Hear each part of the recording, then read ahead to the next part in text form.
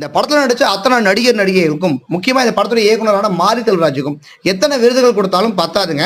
அந்த அளவுக்கு தமிழ் சினிமாவை பெருமைப்படுத்தக்கூடிய ஒரு தரமான திரைப்படமா வந்திருக்க வாழை திரைப்படத்துடைய ரிவ்யூ தான் இந்த வீடியோல பார்க்க போறோம். வாங்க. இந்த படத்துடைய இயக்குனரான மாரி செல்வராஜ் பாத்தீங்கன்னா சிவனைந்தன் அப்படின்ற ஒரு சிறுவன் மூலமா தன்னுடைய பள்ளி காலத்துல அவருக்கு கிடைத்த இனிமையான அனுபவங்களையும் தன் பெற்றோர் மூலமா அவருக்கு கிடைத்த கடுமையான தருணங்களையும் உண்மைக்கு நெருக்கமா கல் நெஞ்சியும் கரைவிக்கக்கூடிய ஒரு உருக்கமான கிளைமேக்ஸோட சொல்லியிருக்க திரைப்படம் தான் வாழை.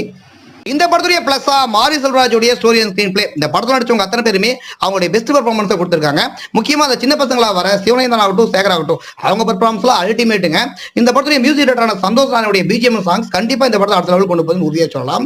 இந்த படத்துடைய கிளைமேக்ஸ் பார்த்தீங்கன்னா கல் நெஞ்சியும் கரை வைக்கும் அந்த அளவுக்கு ஒரு அழுத்தமான கிளைமேக்ஸ். கண்டிப்பா இந்த வாழை திரைப்படம் எத்தனை வருஷம் ஆனாலும் உங்க மனத்தை விட்டு நீங்க ஒரு நல்ல திரைப்படமா இருக்கும். மொத்தத்தில் இந்த வாழை திரைப்படம் பார்த்தீங்கன்னா ஒரு தனிநபருடைய உண்மை கதையை உண்மைக்கு நெருக்கமாக சொல்லி நம்ம இதயத்தில் இறங்கி கண்களை கலங்க வச்சிருக்கு. அப்படிப்பட்ட இந்த வாழை திரைப்படத்துக்கு எங்களுடைய ரேட்டிங் 4.5 out of 5.